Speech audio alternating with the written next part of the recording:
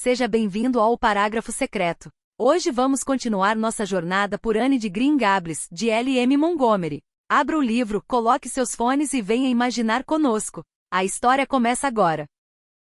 Capítulo 8. Começa a educação de Anne. Por motivos que ela sabe melhor do que ninguém, Marilla não contou a Anne que ela ficaria em Green Gables até a tarde do dia seguinte. Pela manhã, ela manteve a criança ocupada com várias tarefas e ficou observando a menina com olhos de lince enquanto ela as realizava. Por volta de meio-dia, ela concluíra que Anne era esperta e obediente, disposta a trabalhar e rápida no aprendizado. A falha mais grave dela parecia ser que ela começava a devanear no meio de uma tarefa, e se esquecia completamente dela até que fosse duramente chamada de volta à realidade por uma bronca ou uma catástrofe. Quando Anne tinha terminado de lavar os pratos do almoço, ela subitamente confrontou Marilla com o ar e a expressão de alguém desesperadamente determinado a saber do pior. Seu corpinho esguio tremia da cabeça aos pés. Seu rosto estava corado, e seus olhos tinham as pupilas tão dilatadas que pareciam ser pretos. Ela entrelaçou as mãos com força e disse com uma voz suplicante: "Oh, por favor, senhorita Cuthert, não vai me dizer se vai me mandar embora ou não. Tentei ser paciente durante toda a manhã, mas de fato sinto que não suporto mais ficar sem saber. É uma coisa terrível. Por favor, me diga. Você ainda não escaldou o pano de prato em água quente limpa, como eu lhe disse para fazer", disse Marilla, impassível. "Vá fazer isso logo antes de fazer qualquer outra pergunta, Anne." Anne foi limpar o pano de prato. Depois, voltou para onde estava Marilla e dirigiu com firmeza um olhar suplicante para o rosto dela.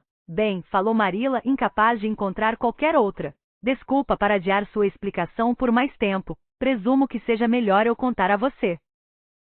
Matthew e eu decidimos ficar com você, quero dizer, se você tentar se comportar e se mostrar agradecida." "Ora, menina, qual é o problema?" "Estou chorando", respondeu Anne com um tom de desconcerto. "E não sei dizer por quê. Estou tão contente quanto é possível estar." "Oh, contente parece não ser a palavra certa. Fiquei contente com a trilha branca e os botões de cerejeira, mas isto, é algo mais do que contentamento. Estou feliz demais. Vou tentar ser muito bem comportada. Vai ser difícil, espero, pois a senhora Thomas me dizia com frequência que eu era terrivelmente levada. No entanto, darei o melhor de mim." "Mas a senhorita sabe me dizer por que estou chorando?" "Presumo que seja porque você está toda animada e alvoroçada", disse Marilla em tom de reprovação. "Sente-se naquela cadeira e tente se acalmar. Receio que você tanto chora quanto ri com facilidade demais. Sim, você pode ficar aqui, e tentaremos ser justos com você. Você terá de frequentar a escola, mas faltam apenas 15 dias para as férias, então, não vale a pena você começar as aulas antes de elas voltarem em setembro." "Como eu devo lhe chamar?" indagou Anne. "Devo sempre dizer senhorita Cuthert? Posso lhe chamar de tia Marilla?" "Não, você vai me chamar simplesmente de Marilla. Não estou acostumada a ser chamada de senhorita Cuthert, e isso me deixaria nervosa. Parece muita falta de respeito lhe chamar apenas de Marilla", protestou Anne. "Acho que não haverá nada de desrespeitoso com relação a isso se você tomar o cuidado de falar em tom respeitoso. Todos em Avonlea, velhos e jovens, me chamam de Marilla, exceto o pastor. Ele diz senhorita Cuthert, quando se lembra." "Eu adoraria chamar-lhe de tia Marilla", retrucou Anne em tom de tristeza. "Jamais tive uma tia ou qualquer outro parente, nem uma avó. Assim, eu de fato sentiria que pertenço a vocês. Não posso mesmo lhe chamar de tia Marilla? Não, não sou sua tia, e não acredito em chamar as pessoas por nomes que não pertencem a elas. Mas poderíamos imaginar que a senhorita é minha tia." "Eu não poderia", replicou Marilla com severidade. "A senhorita nunca imagina que as coisas são diferentes de como realmente são?" perguntou Anne com os olhos arregalados. "Não, Anne deu um longo suspiro. Senhorita Marilla, você não sabe o que está perdendo. Não acredito em imaginar que as coisas são diferentes de como elas de fato são", retrucou Marilla. "Quando Deus nos coloca em determinadas circunstâncias, Ele não quer que imaginemos que elas são diferentes.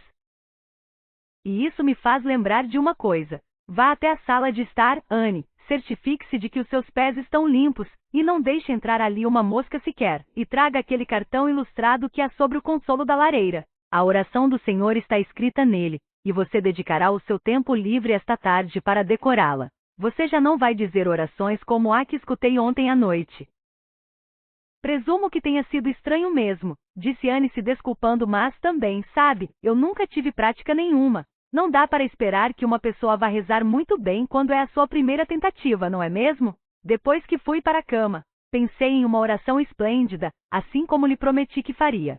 Era quase tão longa quanto a oração de um pastor e muito poética. Mas dá para acreditar? Quando acordei hoje não me lembrava de uma palavra dela. E receio que jamais conseguirei pensar em outra tão boa. De algum modo, as coisas nunca são tão boas quando são pensadas por uma segunda vez. Você já reparou nisso? Eis aqui uma coisa para você reparar, Anne. Quando eu lhe disser para fazer alguma coisa, quero que me obedeça imediatamente, e não que fique de pé, imóvel e discutindo comigo. Vá e faça o que lhe pedi. Anne foi rapidamente para a sala de estar do outro lado do corredor, mas não voltou. Depois de esperar 10 minutos, Marilla largou o seu tricô e saiu marchando pela casa atrás da menina com uma expressão severa.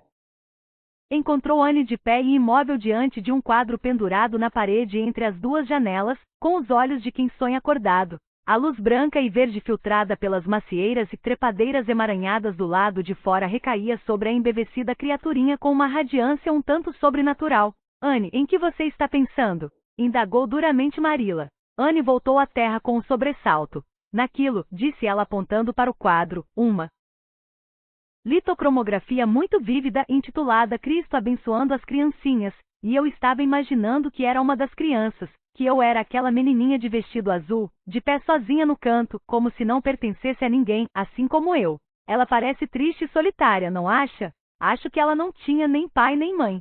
Mas ela também queria ser abençoada, e simplesmente se esgueirou timidamente para fora da multidão, na esperança de que ninguém reparasse nela, exceto ele.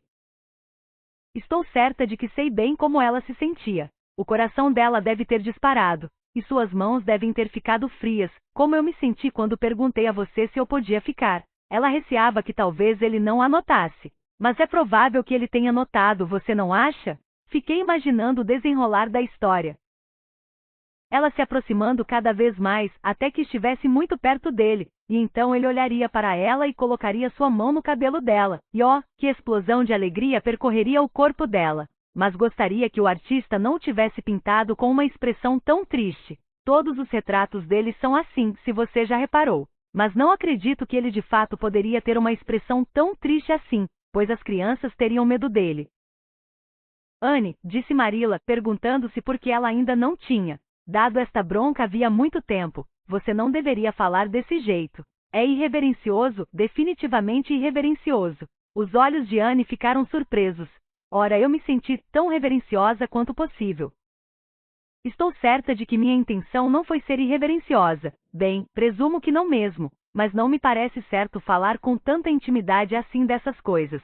E outra coisa, Anne, quando eu lhe mandar buscar alguma coisa, você tem de me trazê-la imediatamente, e não ir para o mundo da lua e ficar imaginando coisas diante de quadros. Lembre-se disso. Pegue aquele cartão e venha já para a cozinha. Agora, sente-se naquele canto e decore a oração. Anne recostou o quadro contra o jarro cheio de botões de macieira que ela havia trazido para enfeitar a mesa do jantar. Marilla olhara desconfiada para aquela decoração, mas não dissera nada, apoiou o queixo nas mãos e começou a estudar a oração intensamente e em silêncio por vários minutos. Gosto disto, anunciou ela por fim. É linda. Já a ouvi antes. Ouvi o diretor da escola dominical do orfanato dizer essa oração certa vez, mas naquele momento não gostei dela. Ele tinha uma voz muito estridente e rezava de modo muito triste. Eu de fato tive a certeza de que ele achava que rezar era um dever desagradável. Isto aqui não é poesia, mas me faz sentir do mesmo modo que a poesia. Pai nosso que estais no céu, santificado seja o vosso nome. Parece até um verso de música.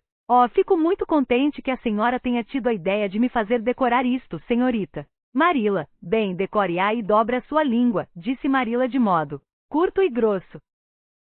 Anne virou o vaso de botões de macieira próximo o bastante para dar um leve beijo em um botão rosado, e depois estudou com afinco por mais alguns instantes.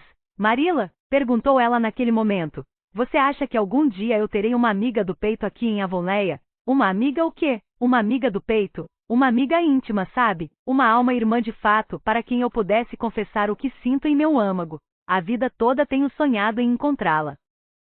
Nunca de fato presumi que encontraria, mas tantos dos meus mais adoráveis sonhos se tornaram realidade de uma vez só que talvez esse se realize também. Você acha que é possível? Diana Belry mora em Orchard Slope e tem mais ou menos a sua idade. É uma garotinha muito simpática, e talvez brinque com você quando voltar para casa. Ela agora está visitando sua tia em Carmode. No entanto, você precisará ter muito cuidado com relação ao seu comportamento, pois a senhora Belry é uma mulher muito exigente. Ela não permite que Diana brinque com nenhuma garota que não seja simpática e bem comportada. Anne olhou para Marilla por entre os botões de macieira e seus olhos brilhavam de interesse. Como é a Diana? O cabelo dela não é vermelho, não é? Oh, espero que não. Já é ruim o bastante que eu tenha o cabelo vermelho. Mas eu definitivamente não conseguiria suportar isso em uma amiga do peito. Diana é uma menininha muito bonita. Ela tem cabelos e olhos pretos e bochechas rosadas. E é esperta e bem comportada, o que é melhor do que ser bonita. Marilla tinha tanto apreço pela moral quanto a duquesa no País das Maravilhas, e estava totalmente convencida de que a moral deveria ser acrescentada a todo e qualquer comentário feito a uma criança que estava sendo educada. Mas Anne, de modo inconsequente, deixou a moral de lado, e agarrou-se somente às deliciosas possibilidades que havia naquilo. Ah, fico muito feliz que ela seja bonita. Além de a pessoa ser bonita, e isso é impossível no meu caso, a melhor coisa é ter uma amiga do peito bonita. Quando eu morava com a senhora Thomas, ela tinha uma estante de livros com portas de vidro na sala de estar. Não havia livros dentro dela. A senhora Thomas guardava ali suas melhores porcelanas e conservas. Quando tinha alguma conserva para ser guardada, uma das portas estava quebrada. O senhor Thomas a quebrou certa noite em que estava levemente embriagado, mas a outra porta estava inteira, e eu costumava fingir que o meu reflexo nela era outra garotinha que vivia ali dentro. Eu a chamava de Kate Morrice, e éramos muito íntimas. Eu costumava falar com ela a cada hora, principalmente aos domingos, e contava tudo a ela. Kate era o conforto e o consolo da minha vida. Costumávamos fingir que a estante era encantada, e que se eu soubesse o feitiço, poderia abrir a porta e entrar no cômodo em que Kate Morrice morava, em vez de entrar nas prateleiras de porcelana e conservas da senhora Thomas. E então Kate Morrice pegaria a minha mão e me levaria para um lugar maravilhoso, repleto de flores, fadas e luz do sol, e viveríamos ali felizes para sempre. Quando fui morar com a senhora Ramon, fiquei de coração partido por ter de abandonar Kate Morrice. Ela também. Ficou muito triste, sei que ficou, pois estava chorando quando me deu um beijo de despedida através da porta da estante. Não havia uma estante de livros na casa da senhora Ramon, mas rio acima, não muito longe da casa, havia um longo e verde vale, e o eco mais adorável do mundo morava ali. Ele ecoava todas as palavras que você dizia, mesmo que você não falasse muito alto. Então, imaginei se tratar de uma menininha chamada Violeta, e nós éramos grandes amigas, e eu a quis quase tão bem quanto a Kate Morrice, não tanto quanto, mas quase, sabe? Na noite antes de eu voltar para o orfanato, eu me despedi de Violeta, e o adeus dela chegou até mim em tons muito tristes. Eu tinha ficado tão ligada a ela que não tive coragem de imaginar uma amiga do peito no orfanato, mesmo que ali houvesse qualquer escopo para a imaginação. Acho melhor mesmo que não houvesse, retrucou secamente Marilla. Não aprovo essas brincadeiras de jeito algum. Você parece meio que acreditar nas coisas que imagina. Vai lhe fazer muito bem ter uma amiga de carne e osso para afastar esses despauterios da sua cabeça. Mas não deixe que a senhora Belry escute você falar sobre suas Kate Maurices e suas Violetas, ou ela vai pensar que você mente. Ah, eu não vou. Não poderia falar delas com qualquer pessoa. As memórias delas são sagradas demais para isso. Mas achei que eu gostaria que você soubesse delas. Olhe, uma enorme abelha acaba de cair de um botão de macieira. Imagine só que lugar maravilhoso de se morar, em um botão de macieira. Eu gostaria de dormir dentro dele quando o vento o estivesse sacudindo. Se eu não fosse uma menina humana, acho que gostaria de ser uma abelha e viver em meio às flores. Ontem você queria ser uma gaivota, desdenhou Marilla. Acho que você tem uma mente muito volúvel. Eu lhe disse para decorar aquela oração e não falar.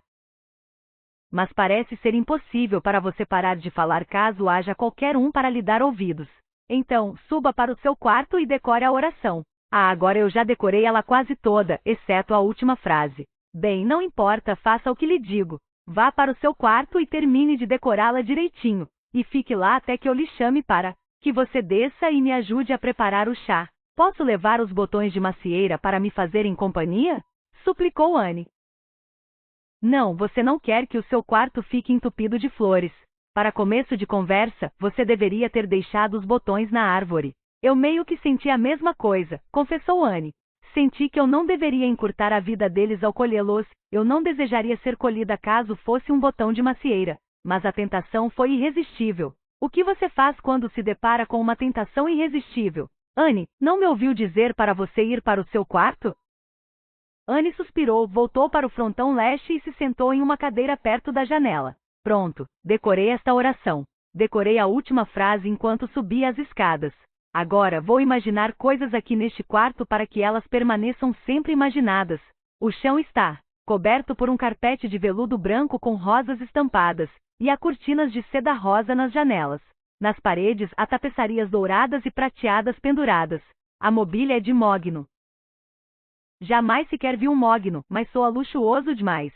Este é um sofá repleto de deslumbrantes almofadas forradas de seda, rosa e azuis e escarlates e douradas, e estou graciosamente recostada nele. Posso ver meu reflexo naquele esplêndido grande espelho pendurado na parede. Sou alta e majestosa, com um vestido longo com uma cauda de renda branca que se arrasta no chão, com uma cruz de pérolas no peito e pérolas nos cabelos. Meu cabelo tem a cor da escuridão da meia-noite, e minha pele é de uma palidez amarfinada. Meu nome é Lady Cordelia Fitzgerald. Não, não é. Não consigo fazer isso parecer real. Ela foi dançando até o pequeno espelho e olhou para ele. Seu rosto sarapintado e seus solenes olhos cinza olharam de volta para ela. Você é somente Anne de Green Gables, disse ela com seriedade, e eu lhe vejo exatamente como você é agora, sempre que tento imaginar Lady Cordelia. Mas é 1.000.000 de vezes melhor ser Anne de Green Gables do que Anne de nenhum lugar em especial, não é? Ela se inclinou para a frente, beijou afetuosamente o seu reflexo, e foi em direção à janela aberta. Querida Rainha das Neves, boa tarde. E boa tarde, queridas bétulas na ravina. E boa tarde, querida casa cinza na subida do morro. Pergunto-me se Diana vai ser minha amiga do peito. Espero que sim, e vou amá-la muito. Mas jamais posso me esquecer totalmente de Kate Morris e de Violeta. Se fizesse isso, elas ficariam muito magoadas, e eu detestaria magoar qualquer pessoa, até mesmo uma menininha da estante ou uma menininha que é um eco. Preciso ter o cuidado de me lembrar delas e de mandar beijos para elas todos os dias. Anne soprou no ar alguns beijos na direção dos botões de cerejeira e depois, com o queixo apoiado nas mãos, afundou-se de modo indulgente em um mar de devaneios.